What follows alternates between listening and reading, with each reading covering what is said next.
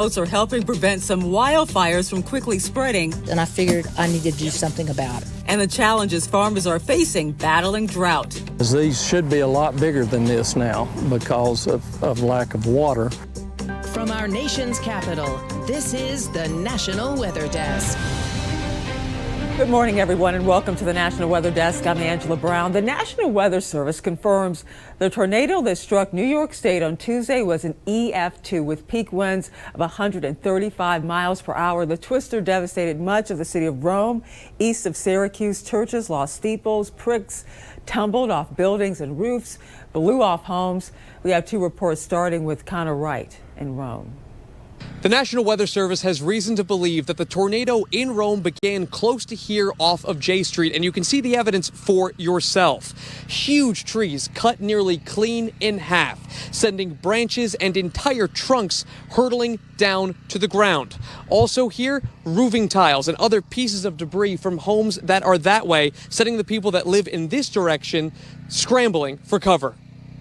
This was my whole life. Jennifer Riolo's family can see everything they own in the grass. And I opened the front door and this is what I see. And I just screamed. Tuesday, the National Weather Service confirming a tornado formed almost on top of their backyard.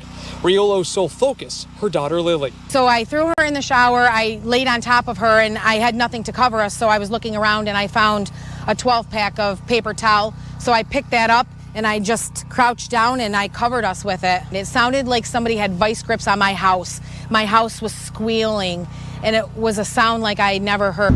Driving through Rome, you'll find devastation just about everywhere.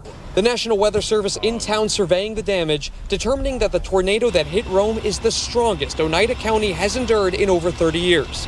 Experts relieved, but surprised no one was hurt. And when you have debris everywhere and trees falling into structures and cars, I mean, it is very remarkable that there's no deaths or injuries confirmed from this specific event. Scary is the only word Carol Kassler could think of when describing the severe, dangerous storm that hit her hometown, Canastota, on Tuesday. She took us to her backyard. Parts of her neighbor's roof was on her property. Branches and leaves were everywhere. But what was most noticeable was the massive tree that was split and almost hit her home. Despite all the damage, she couldn't hear anything due to the monstrous winds. Have you ever seen something like this in like the 54 years that you lived here? No. And this was an extremely unusual event for New York State, which typically only sees 10 tornadoes a year, and most of them are much weaker than this one. Syracuse meteorologist Peter Hall explains what happened. Here's where it happened, literally right in the city of Rome, which is right here. It formed right on the west side and made its way across Griffiths Air Force Base, which, by the way, actually had a B-52 bomber moved off its stanchion. It was on display. It got moved. That's how strong this tornado was. Nearly an EF-3. This had 135 mile per hour sustained winds. EF-3 is 136, so it was very close to that. And it was the biggest tornado in Oneida County in central New York since 1983 in Boonville, which is north of Rome. You notice here on the radar a couple of things. This is the velocity. So you see how tight this couplet is right here. You've got very, very strong winds moving in one direction this way and curling in and moving in this direction. You can almost see everything of that circulation right in through here. Incredible stuff. It is very unusual to have this kind of thing happen across upstate New York. And 11 inches of rain fell in northern Arkansas in just a matter of an hour yesterday morning that led to a flash flooding with the water rushing over bridges and roads and into many buildings. Most of the town of Yellville flooded. That community is still recovering from two tornadoes that struck back in late May. The focus yesterday morning was on the Creekside nursing home. As water started rising inside the facility, officials quickly moved 86 patients out of that building. This woman received a phone call early in the morning. She knew my sister was in a nursing home at Yellville, and she said she was going to drive one of the buses to go get the patients out of the nursing home because they said the water was up to their beds.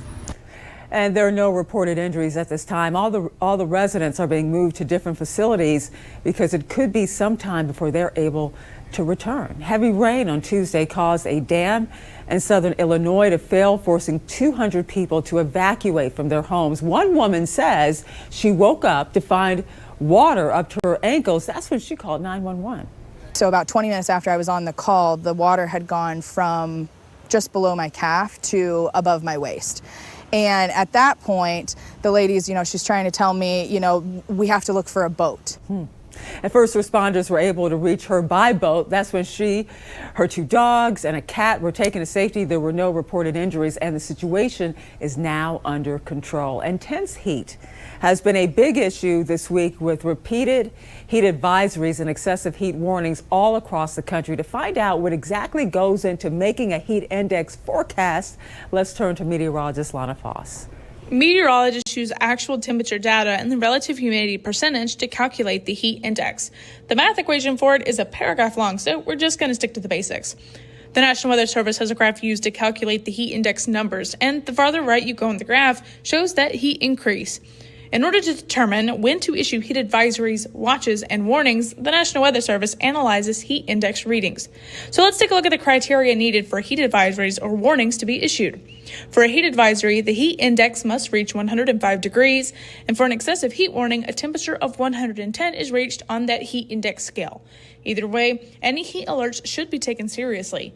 It is more difficult for your sweat to evaporate in an environment with high humidity, and when we are unable to effectively cool down, heat stress intensifies. Heat exhaustion and stroke are very important to recognize. Take frequent breaks indoors, drink lots of water, and limit your time in direct sunlight if you must be outdoors. And if you see anyone suffering from heat stroke or heat exhaustion, take any necessary precautions or call 911. Heat is the biggest weather killer. Last year, over 2,000 people died due to high heat levels. This is why meteorologists continue to stress this issue during the summer. And between the hot temperatures and a lack of rain, fire crews have been busy in Utah. Kristen McPeak takes a look at how the weather and dry conditions are increasing the risk for wildfires.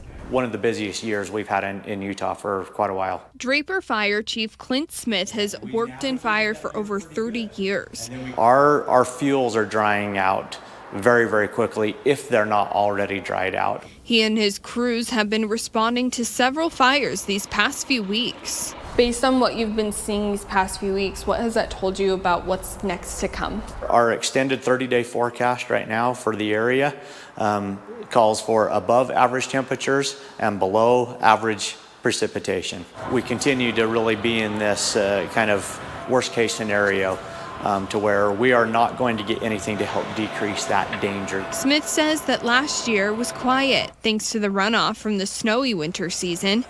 And now people have their guard down, even though our water supply is recovering.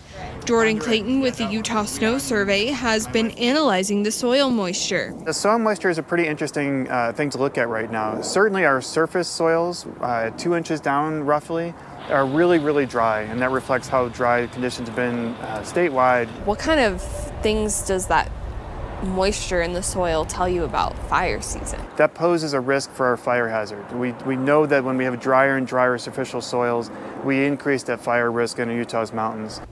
Heavy rain slammed New York yesterday, beginning in the afternoon and then pushing its way down the Hudson Valley. The heavy rain and intense wind lasted for hours, along with thunder and also lightning. These storms continue to grow into the evening. Several severe thunderstorm warnings were issued. In fact, this was a scene, though, in Manhattan. The rain is somewhat really of a welcome sign, as it will bring relief from those recent scorching temperatures. And our storm chaser, Brett Adair, was out chasing last night. This was a scene in Childersburg, Alabama, about 40 miles southeast of Birmingham. Rain and heavy winds slammed that area. And coming up, the National Weather Desk will look at how severe drought is impacting farmers in Alabama, and we'll introduce you to the firefighting ghosts of North Carolina.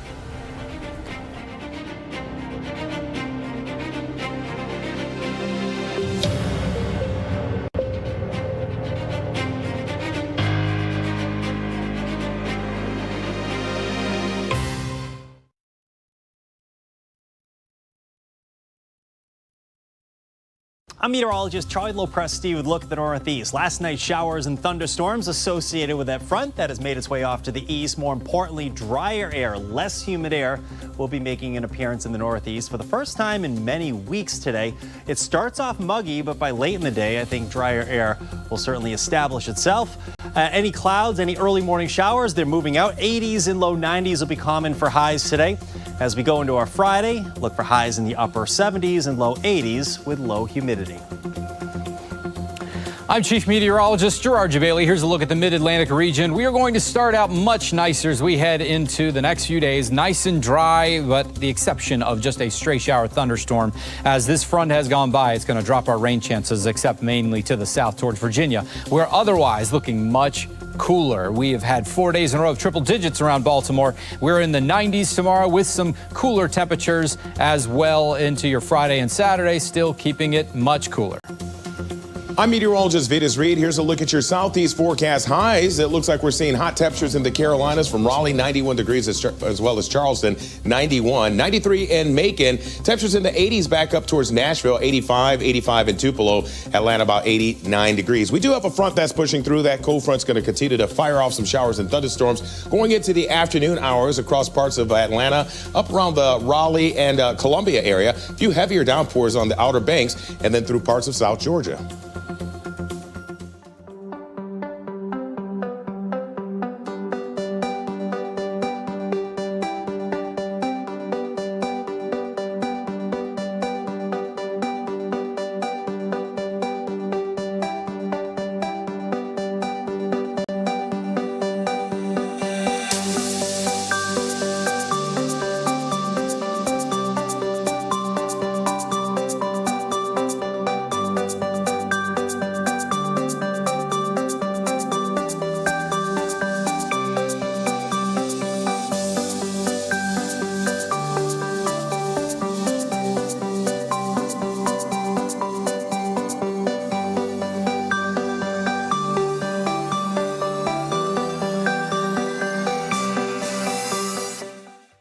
You are watching the National Weather Desk.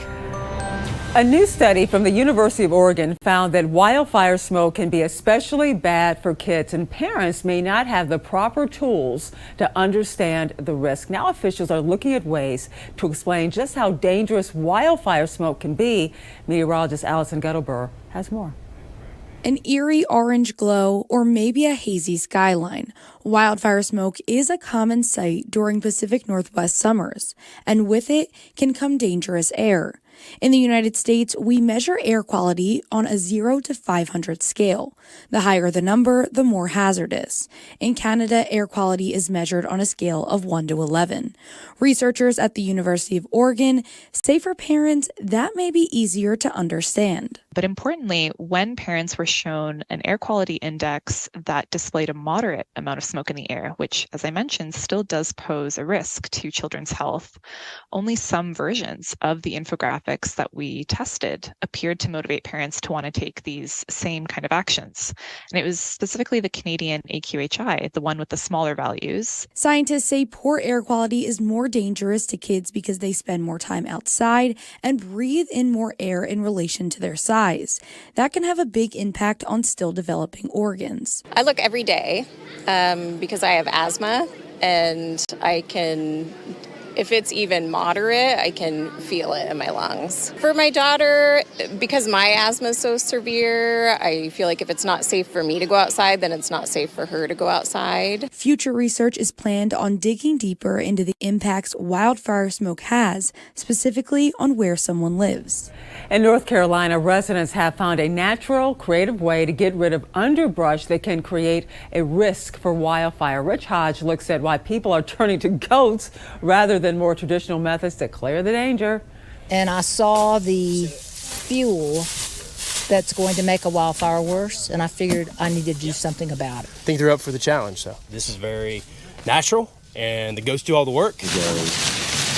The goats are natural foragers, able to get into steep terrains. Rutledge's goats, 7 of them, will hang out munching in a fence-protected area for a couple weeks. Little shrubs, some of this English ivy, just some of the invasives here. Miller says they're more cost-effective than a crew with heavy machinery or pesticides. For the cost of 10 gallons of Roundup, you can visit with 7 friendly goats for an entire week. They come with playful names. Hershey, Heath, Uno, Reese, and Oreo. Some local kids on hand for the occasion. Because I have goats of my own at my house and I love them. And they're sweetest little things. Both Miller and Rutledge hope this approach catches on. Fire leaders, too. Perhaps after this experiment is done and it's successful, I'll talk with my insurance company about seeing perhaps a discount on my homeowner's insurance. We're open to coordinating with cities, parks, rec, homes, just different businesses, that sort of thing. I think anything that we can do to reduce fuel loads around your residence is a good idea. So anything innovative, we're for that, and I can't see a downside. Portions of Alabama are in a severe drought and is having a major impact on the state's farming industry. Gracie Johnson spoke to farmers in the area to find out how it's impacting crops and the ways they're trying to mitigate the lack of water. These should be a lot bigger than this now because of lack of water. Dorman Grace is a 6th-generation farmer. His family has experienced drought-ravaged crops before.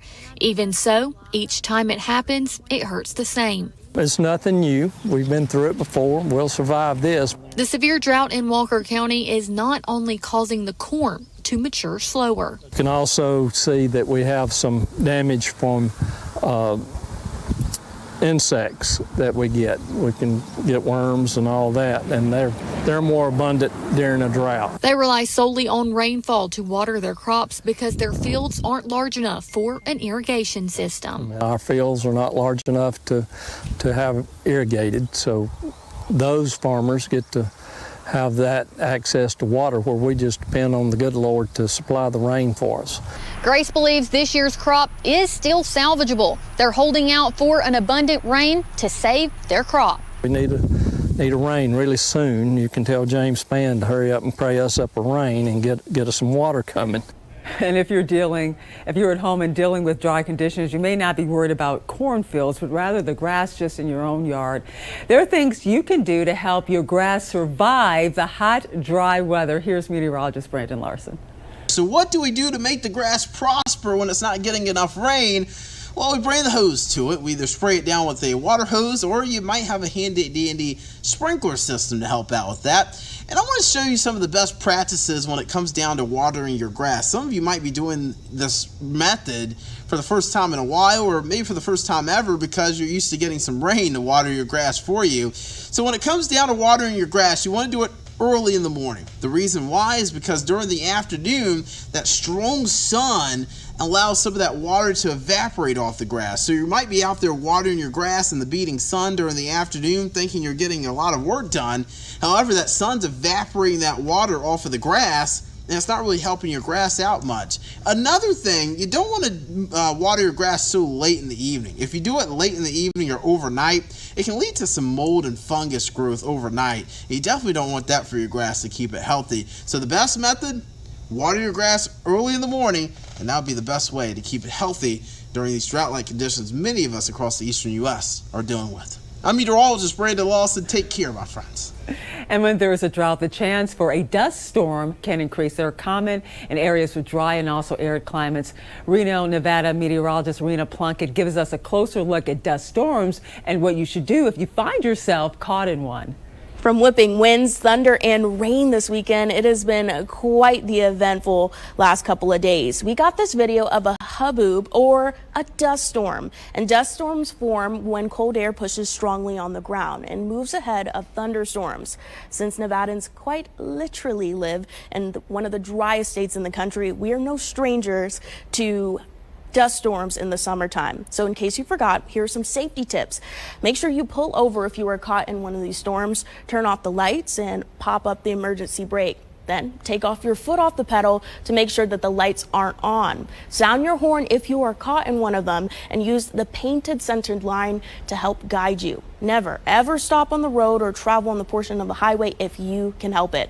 All good reminders as we continue to bake in the heat. And dust is having an impact on tropical storms, but this dust comes all the way from Africa. Meteorologist Christina Ernie explains. Tropical activity in the Atlantic basin has been pretty quiet over the past week, and it's because something called the Saharan air layer.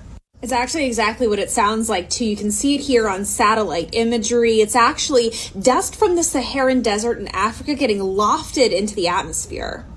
This very, very dry air mass, and very windy one, too, begins to slide over the ocean, and it suppresses tropical activity. And before a short break, we soar over Seattle, Washington, and take in views of the iconic Space Needle.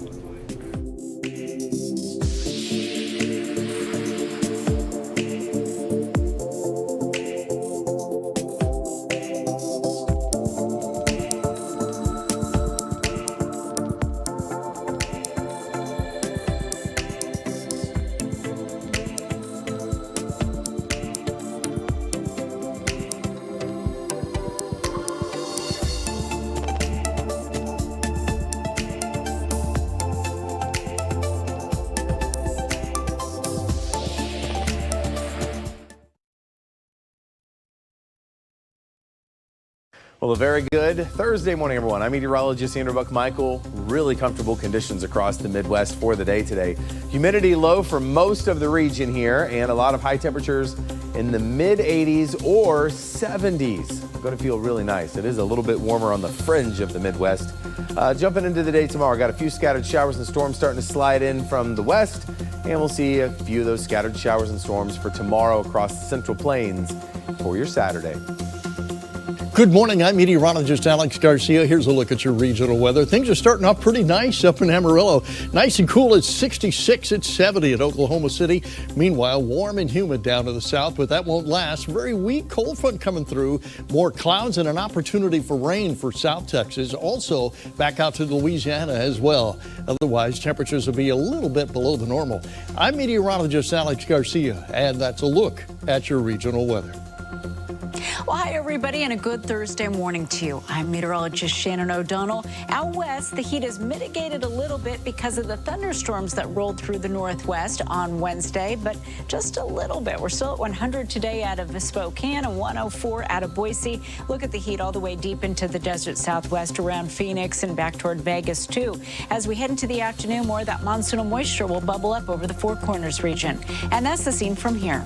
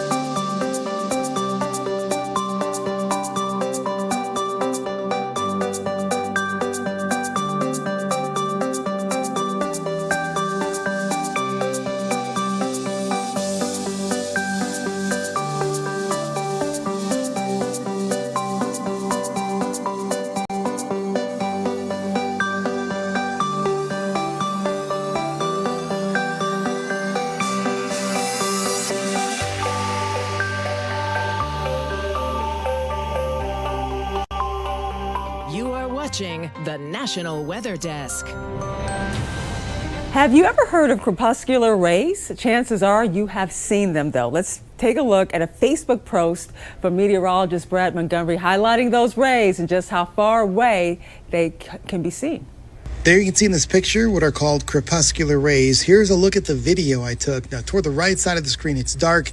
I did get up there and get a quick shot of the moon. It was a beautiful evening, but toward the left side of the screen, you'll see it is brighter.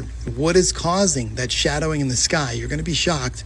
In that video, I was standing in North Texas over toward the center right part of your screen. And as I zoom out toward the left side of the screen, notice some 350 miles plus away, thunderheads in New Mexico and the Texas Panhandle, casting those shadows that were reaching all the way across the state, some 350 miles away or more, all the way into North Texas. There's an example of crepuscular rays. In the air, you can find us on all your favorite social media platforms: Facebook, YouTube, Instagram, TikTok. Just search the National Weather Desk. We'll be right back.